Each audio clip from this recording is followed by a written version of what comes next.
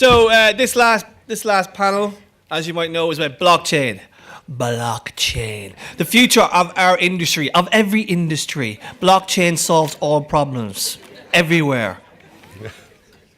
So, actually, this is a serious panel about blockchain and its application in digital marketing. It is a very, very serious discussion. I myself will be launching my ICO in the next couple of weeks. It is called the Kieran O'Kane coin, aka Cock Coin. And you all can participate in buying my token when I go public. What's the utility? Sorry? What's the utility of your token? The Cock Coin? Just use your imagination. Cock Coin. Yeah, baby. Okay. I have to stop sounding like Weinstein now and just get on with it. Sorry, apologies. So we have a stellar panel for this. We have Shelley from IB Tech Lag, we have Ken from MedX, and we have Charles from Kochava. So, gentlemen, I'll just let you introduce yourself briefly because obviously we'd like to know about your companies because it is a very new space. So we'll start with MedX. I'm just so glad you're moderating so you're not trolling us on Twitter. Look, I have an ICO coming up. I'm not trolling anybody. I've got a vested interest now.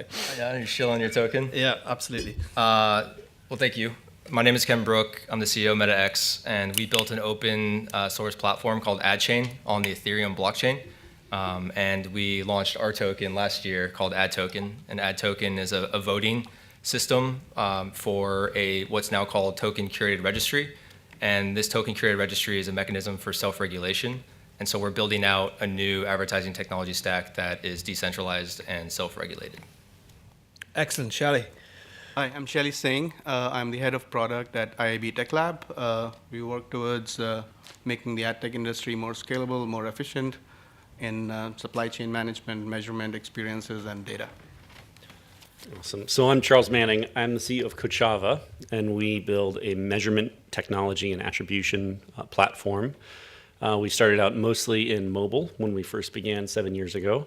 But we really do measurement and attribution for any kind of connected device, ranging from a mobile device to Alexa skills to an Xbox to whatever else. And the reason I'm up here talking about blockchain is because a few years ago we started building a protocol for buying and selling media that would be like an open source system. So you could do discovery of inventory and demand all the way through to a common ledger to kind of track the life cycle of an IO. And we began building that, and it's called Exchange, XCHNG. Excellent, thank you guys. Shelley, you've got, for those who don't know what blockchain is, and let's be honest here, most people don't have a fucking clue what blockchain is. Shelley is going to basically do a little brief intro into the technology, the difference between a cryptocurrency, aka Cock Coin, and actual blockchain technology. Shelley, take it away. Thank you. I think that's the reason you asked me to do this, to sell your coin. That's true, yes. You're the face of my coin. Yeah, so you walked straight into that one, Shelley, in fairness. Yep. So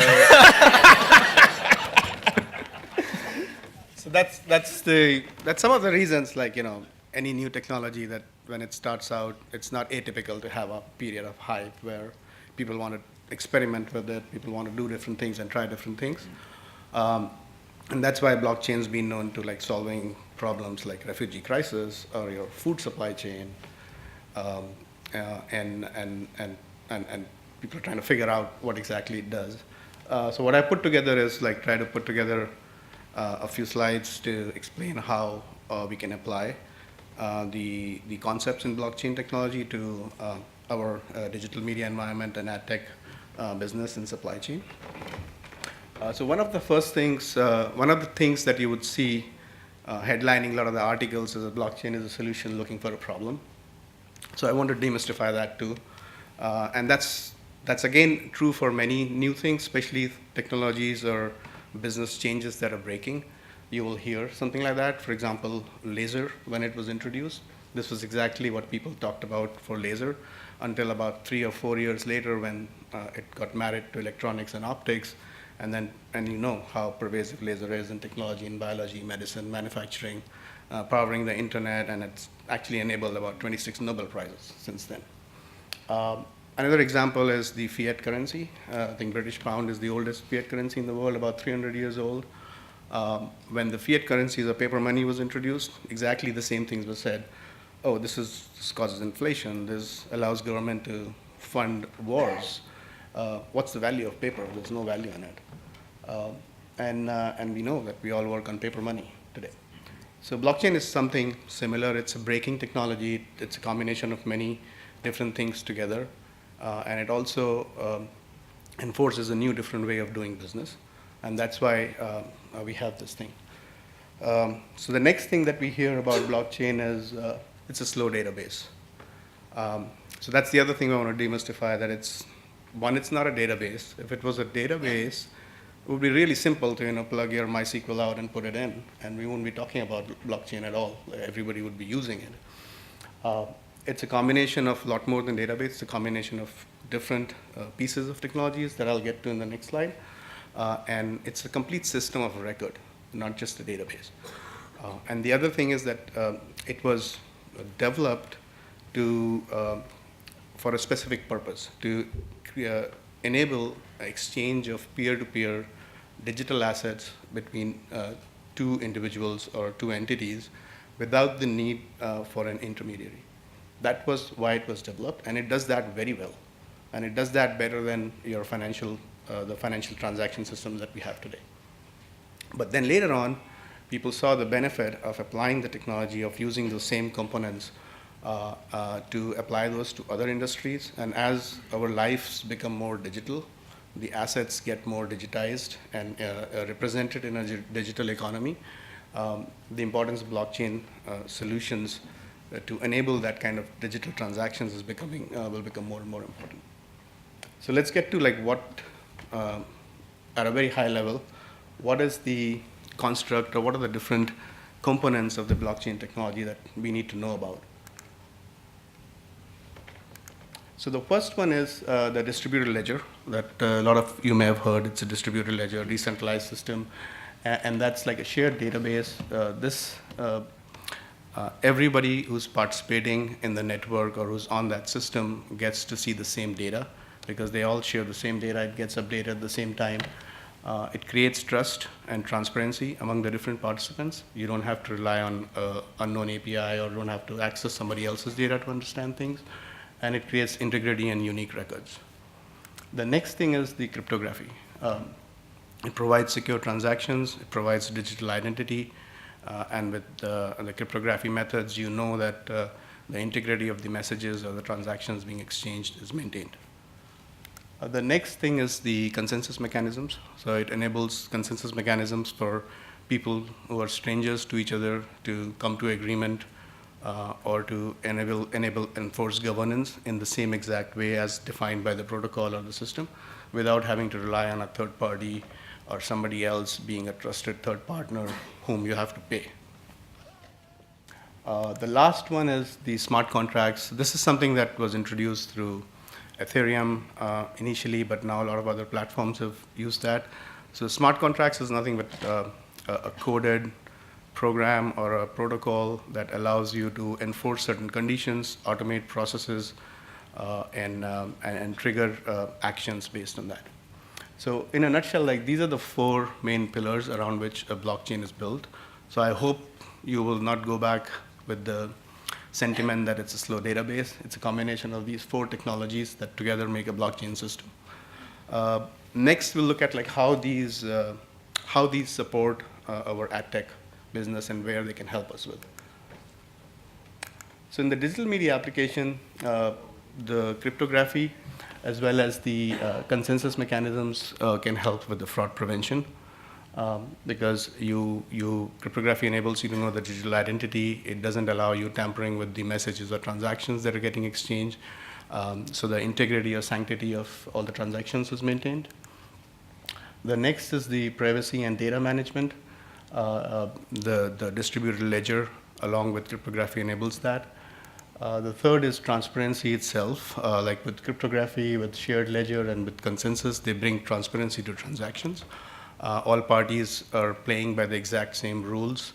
and they are following a very well-defined method of agreeing to the execution of a transaction. And then the next one is the measurement.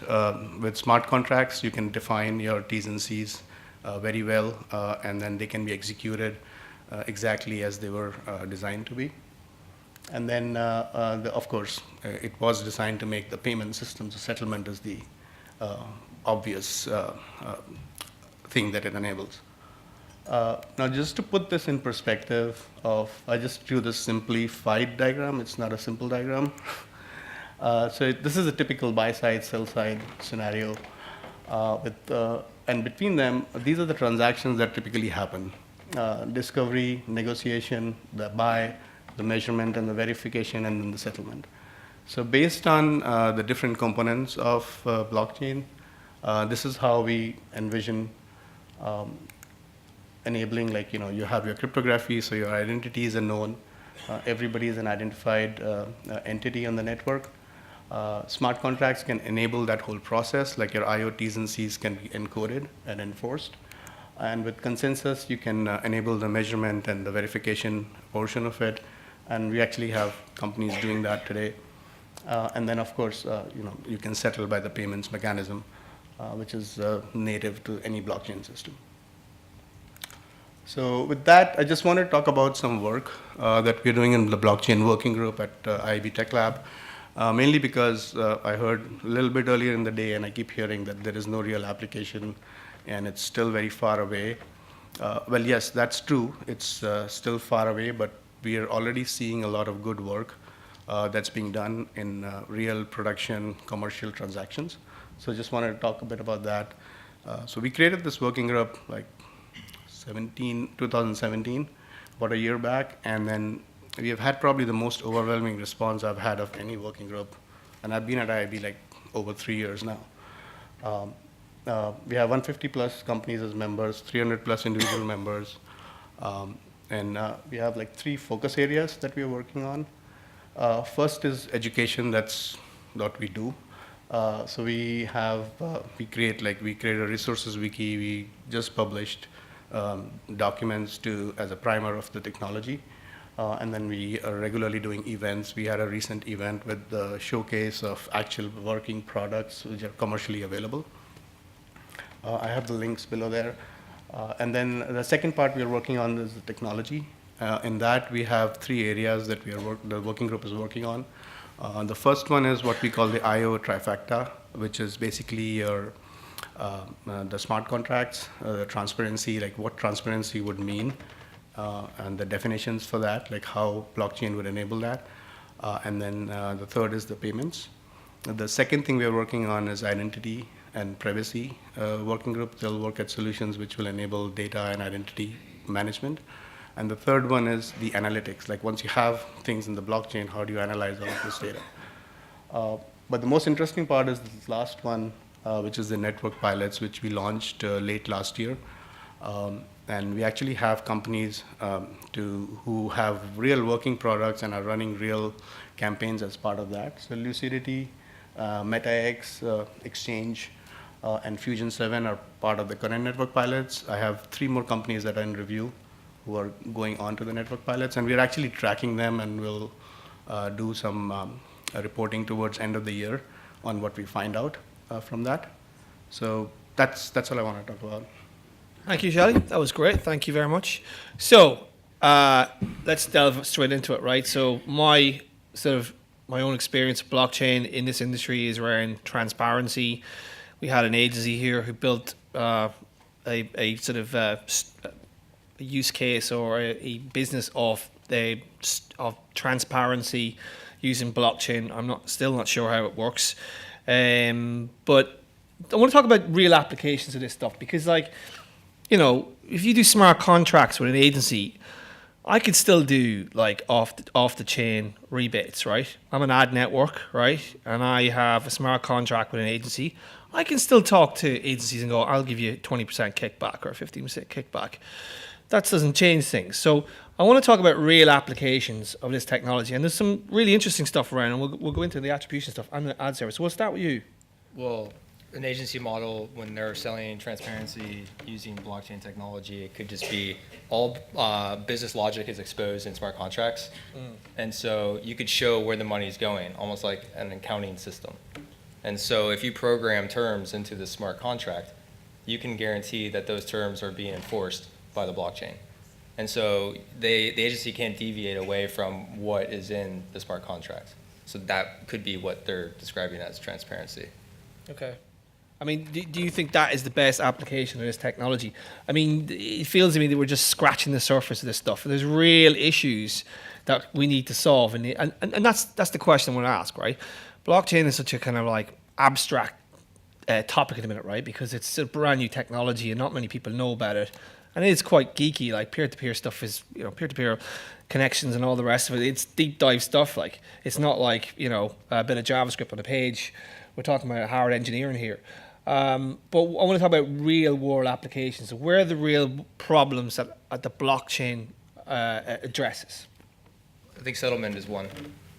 You could, again, show in the smart contract, this insertion order that's defined by the participants in this digital campaign. And this smart contract that everyone agrees to, as Shaylee outlined in this slide, has all of these, functions. And so what you could do is you could effectively, coordinate more efficiently with this type of system. And so that is one of the greatest promises. That's a practical solution that exists today. And we can get into the scalability concerns, and there's some work being done. This is why the work that Shaylee is doing with the blockchain working group is so important, is to provide data to support the value of this new distributed ledger technology. Charles, we did an interesting conversation in Cannes about this specific technology, because I would say you're not a legacy ad tech company, but you're an ad tech company, right? And you've sort of migrated towards blockchain, but you're coming at it from a different angle. I mean, one of the biggest issues, settlement's a huge issue for sure, but the other big issue in our industry is attribution.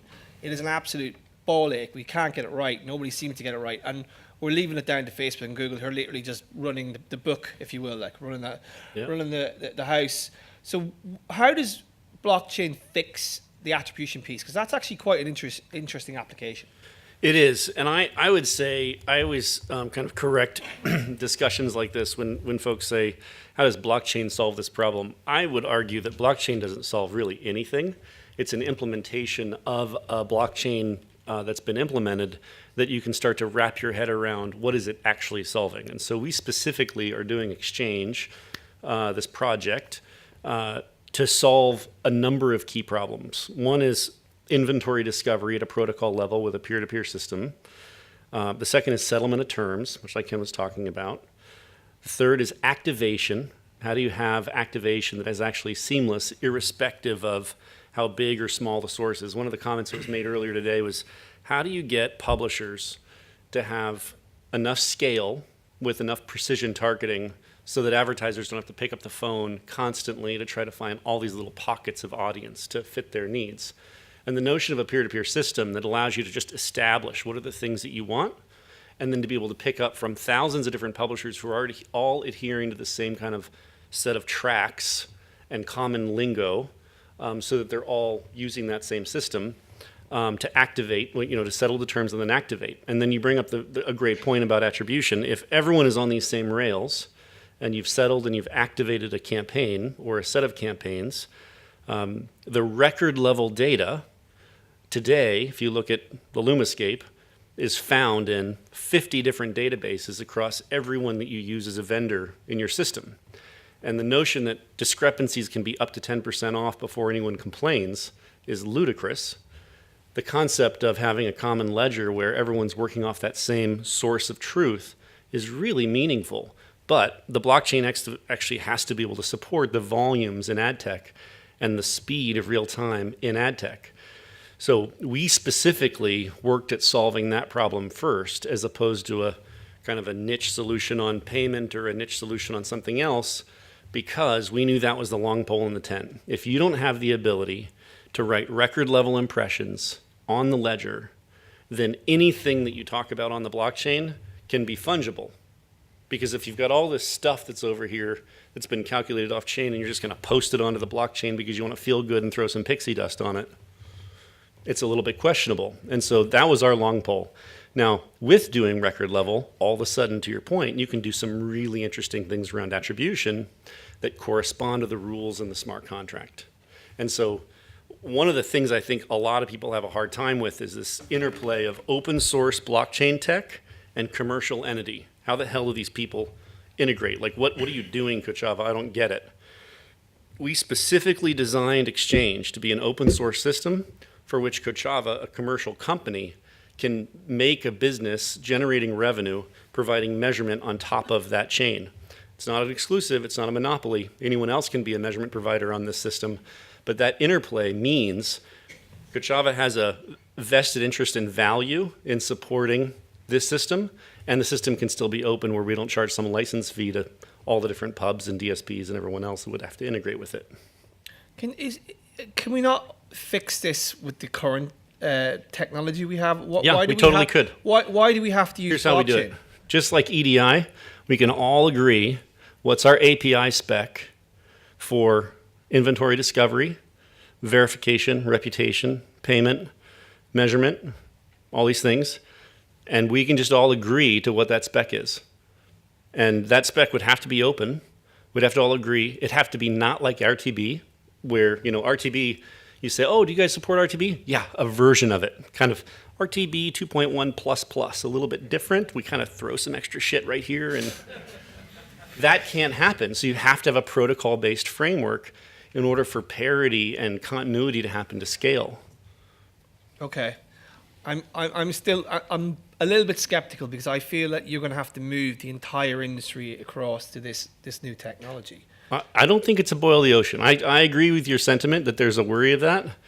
I think what ends up happening is if you have a brand new SSP, if you have a brand new DSP who has a whole bunch of buying power behind it, do you not think every SSP is going to prioritize in their integration queue to have that DSP now integrate with that SSP? Everyone wants to get cash. Everyone wants to have part of that money. And with the pent-up desire and demand around transparency, efficiency, visibility, all this other stuff, do you not think endeavors to spend could potentially be tied, if the implementation were done, to you have to run on said system? The system is license-free. There's no royalties. It's open. What's not to like? See, I buy into this, but you're forgetting the world of the shit show procurement team who pay on a certain amount of time and want to pay in 60, 90, 120 days, right? Yeah. And we're talking about different payment terms across the entire industry. All features of the smart contract. I think that instant payments or immediate payments via blockchain is a brilliant idea, because I know plenty of companies who are waiting to be paid all the time, and some days it's 90, some days it's 120. Well, you can program settlement terms into the smart contract. So you can say, settlement is 0 plus 45, and so you could actually delay settlement using crypto, as long as both all the parties have to agree that they're willing to pay or receive crypto. Yeah. Shelley, who's pushing this internally? Why are you doing this? I'm not accusing you, Rettel, but what are you doing? What's your angle? You're supposed to be selling my cock coin. I know what you're doing. Instead you're doing this IB stuff. I thought we had an agreement. It's part of the reason you have to understand the whole thing before you go and sell or something. So one part is when we in IB Tech Lab, one of the things that we do is look at the emerging technologies, and this kind of started as part of that, to look at the emerging technologies and see if we need to step in or make some standard or help the industry adopt a new technology, and what are the benefits, and guide the industry on that adoption. So that's how it all started way back there. But when we started, like I said, the response was so overwhelming. I still get at least 5 or 6 new members every week who want to join this working group, want to understand. Where are they coming from? What kind of companies are they? Israeli ad networks? Mostly. Without being partisan, they're coming from publishers. They're coming from ad tech companies, the middle vendors. There's a lot of buy-side. That was the most interesting part for me in this working group. There's a lot of buy-side representation from media agencies. Those are the 3 main constituents in the working group right now. Ken, so you're looking to rebuild the ad server effectively. Am I correct about that? Well, I wouldn't say rebuild the ad server. Okay, not rebuild it, reconstruct it. We are creating a system that will augment ad servers. So I think Dr. Boris has done a great job paving the way and laying the foundation with IPON Web, right, and BidSwitch. Yeah. And blockchain is fundamentally incompatible with the scale that ad tech demands. And so we don't have to reinvent the wheel by building a new ad server from scratch. But there are certain attributes that will be hopefully used by ad servers where you could maybe check a whitelist, for example, and this whitelist is curated, for quality. And it's not a pay to play, it's kind of skin in the game where you can't just, buy a membership and then you're good and you promise to be fraud free. And again, we're building on a public blockchain with a consensus algorithm where you don't have to trust us. The way we build this is truly transparent. Like, here's the source code, 1 + 1 is 2, and everyone can agree to how this works. And then we rely on third-party, verification partners for viewability and bot detection. But you could also incentivize that type of work to be done in a different way than how safety vendors currently work. Right. And so all of this is being done in addition to how ad serving currently works in the tech stack, but they'll start to hopefully slowly incorporate some of this open framework. So you think that this will plug into the current ecosystem as opposed to replace it, which is what a lot of people think it is? Yes. And who's pushing this? Are brands looking for this? Because ultimately, as the Twitter wall says, advertisers who hold the money are the ones who will make the decision whether they go blockchain or not. Why would they use it? What's in their interest?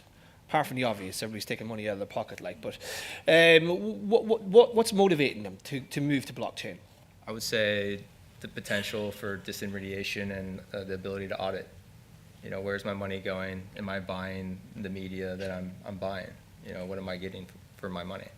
I would agree 100%. Just to augment that, I think we have roughly 7 billion in ads being measured by Kochava today. These are all tier 1 advertisers who are promoting websites, but mostly mobile apps. They have driven us to build arguably the best fraud mitigation tool set for mobile. And it's a function of them being frustrated that they're spending a bunch of money on last click attributed fraud. And we're helping solve that for them. And if they had the option to buy from the exact same sources that they buy from now, but to do it on a ledger-based system with a protocol for discovery and media planning, we know, based on all of our discussions, what's not to like. They would love it. So what we've done with Exchange is an offshoot of what we've already been hearing from customers. And so the question is, what do they get? What are they asking for? Why do they want this? I really think it's all the core things, but it's actionable in what they're using as tool sets today. And you're solving some problems as well. But aren't we just replacing one middleman with another middleman?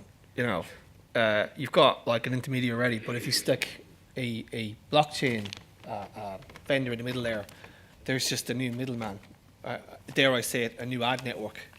I did say it. It depends on how you architect. It depends, right? Right. It depends on how you build out a blockchain solution. Like, what does it do? You could simply have the blockchain as a threat of enforcement. If a dispute arises, you could only rely on the blockchain for dispute resolution. You could, rely on the blockchain, for settlement. There's certain things that you could use, and there's going to be an associated cost with that. If you transact on a public blockchain, there's what's called a gas fee. And so you're utilizing this global, computer. It's an amazing serverless environment that you can build on, but you have to pay that gas fee. And so you have to be very careful with how you transact. And that's why you don't track impressions and you don't insert, blockchain into a bid stream. Like, it doesn't handle We that do inside. track impressions. Like there are some differences that are important to qualify for the audience. In a private, sure, I'll clarify. Yep. Your point is that public blockchains cannot track impressions. However, a private permissioned blockchain implementation, or maybe using Hyperledger or a state channel or some side chain, Yep. You could track impressions. But the trade-off is trust. Yeah, this is a longer discussion. Yeah, Yep. sure. Yep. And so This is for cryptocurrency conference, obviously. This is AdTech conference. Sorry, think- we I need, think- need to change the rails I quickly. think Cockcoin solves this problem, actually. Yeah, it does solve the problem. But going back to that, you built Cockcoin that solves all the problems in the world. I'm telling you, buy into Data it. provenance, Yeah, absolutely. data symmetry, Yeah. attribution, everything. Yeah, lots of problems. So you build on top of open source. Yeah, Consensus is Ether. Is built. Is it Ether? That's the crypto, Yes. isn't it? But they've actually built the infrastructure as well. So that's built on top of that. In terms of like it being capable of taking this scaled entity, which is ad tech, how are you addressing those problems? Because you heard about was it the kitty coin? Was that CryptoKitties. CryptoKitties?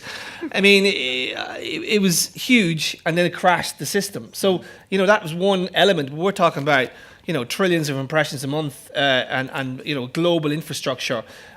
How do you think this will cope? Or is technology catching up with sort of the requirements of ad tech? We built our own core blockchain specifically for this reason, and we've already benchmarked it at 180,000 transactions a second per smart contract. So what that means is for each combo of a buyer buying inventory from a seller, as long as the system in our current capabilities, as long as the inventory load isn't greater than 180,000 transactions per second for that one contract, of which you'd have thousands of these things across the multiplexing of buyers and sellers, our system remains available in real time. And we believe impression level records are critical, and the gas fees have to be economically viable to make that a viable possibility. Charlie, I mean that's what your group works on, obviously. Yeah, and there's a lot of work going on in the blockchain developer community on the scalability part. It's typically if you search on Google for layer 2 applications, you can all read more about it. But there's like Plasma, there's Radeon, there is Lightning, and they're really focused on that work. And there's a lot of work going on. So one other thing I would like to add is like whatever you heard like 6 months back may not be true today. So Okay. keep up with the information. That was 6 There months ago. I is- apologize. Yeah. I didn't get the IAB tech newsletter. Sorry.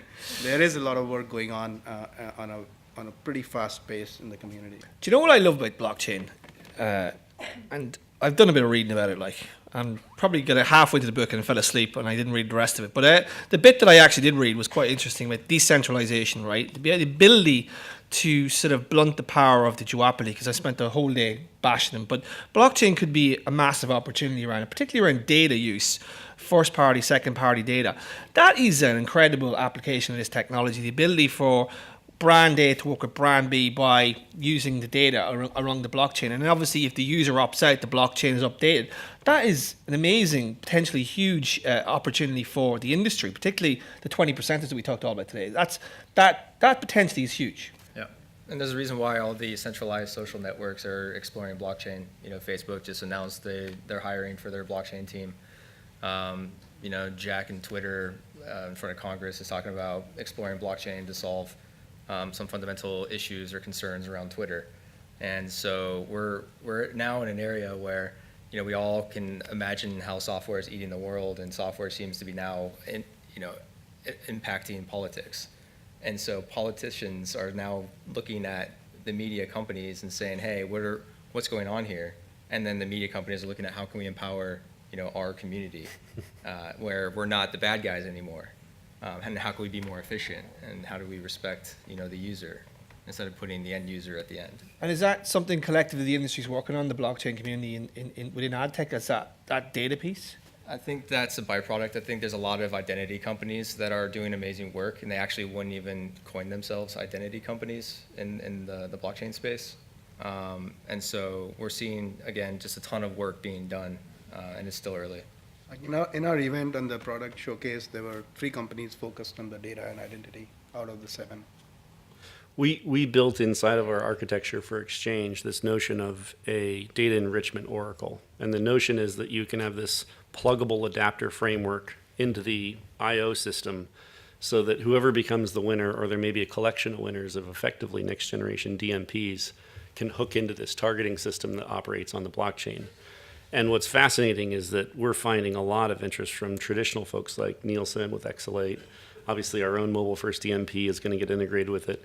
But there's a whole slew of next-gen blockchain people like Data Wallet and Parable and a whole bunch of like blockchain-oriented identity people that are doing very cool things about data sovereignty so that you can take control of your own data as an individual. Are you talking about a specific user taking control?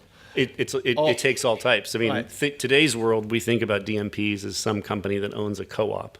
But what if tomorrow's world, it's an app where you self-submit every single piece of social identity that you have, and then you can also control who gets access to it, and it's all cryptographically secured with where it gets used. That's the premise of some of these I companies. mean, if you look at the IAB transparency framework right now, it's quite rudimentary and half time probably isn't working. So like blockchain could be a real solution for that. Yeah, I think a distributed ledger implementation for GDPR makes a lot of sense, where you can track, user consent, the state of user consent across all, entities, and it's not cookie based. No.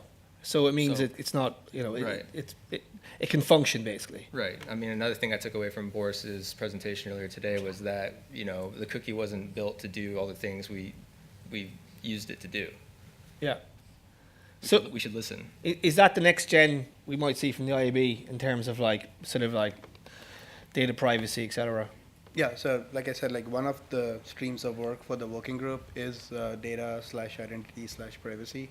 They just kicked off, I think they're going to have a first meeting in a couple of weeks. So that part's going to be looked into.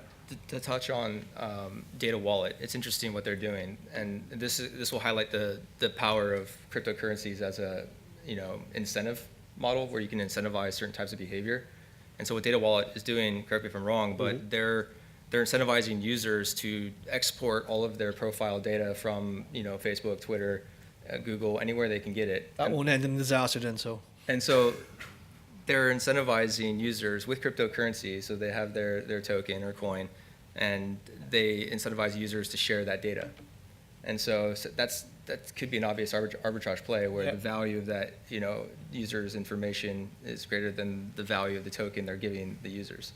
Okay, so we've got about 5 minutes left. I want to kind of understand where the breakout success will be initially for this stuff. I mean, we're still in the early days of the blockchain application in digital marketing. But where do you think will be sort of the early winners, and where we'll see some impact in the next 6 to 12 months? 6 to 12 months? Well, we'll say 12 months. Give you 12 months. All right. It's a bit fair. 6 months you'll still be raising money in the ICO. I think what the industry needs is just solid data to support the value of this technology. That's the bottom line, because I think everyone's pretty tired of hearing about theories. You want to see applications. Yeah, and data. And so, I mean, for me, it's hard to say 12 months just because we are still early, but I think governance is going to be critical. When you talk about governance, what specifically? Like, the enforcement of standards. And we have to trust, the policymakers who implement this type of framework or technology that everyone will use, because that's what will be enforced. Shelley, what do you think? Do you think where would be the initial breakout success, you think? In terms of like ad tech Yeah. context. So I think data and identity definitely. I've already seen products like Data Wallet is one. There's SRAX, one of our members that are in the same space. There's another company that presented there called Civic. They're trying to enable sign-in so that when you sign in with Civic through any website or through apps, you know that this is a guaranteed, verified, non-bot, real user that is signing in. Like a universal sign-in, basically. Yeah. Okay. They all have different models, like somebody's incentivizing the user, somebody's providing user some other value, so that we have to see how that evolves. But I think that's one of the areas. Second, I think, is measurement and reconciliation, which happens post-campaign. I think there's a lot of potential there.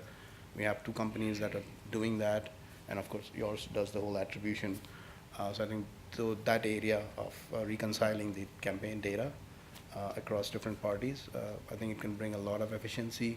We're already seeing from one of our network pilots some pretty interesting results that we compiled by December. Charles, So we have a sandbox implementation of our core blockchain coming out this month. And what that really means is it's going to be interesting to a bunch of developers. It's not going to, no ad ops person is going to start playing with this yet. In Q4, not only do we have a testnet operating for Exchange, we're integrating UI elements directly in the Kochava dashboard so that any publisher who has an account on Kochava, so an ad network, a publisher, any media source that's registered in Kochava, can tick box a box and have all of their postbacks or the feedback loop of the campaigns they've been running get syndicated on the testnet. And what's interesting about that is you don't have to know anything about blockchain. All of a sudden there's a one-click tick box and you are now part of this network. So our whole strategy is to have it be transparent that it's running on blockchain, just have the benefits come out, and the interface is coming off of our dashboard. The implication of that is, you asked the question about 12 months. I'm giving you much nearer term things, but these still aren't production milestones. These are short term. And the reason is I think this is a long game. I mean, I think we're in 1998 right now in terms of Really? An analog. Yeah.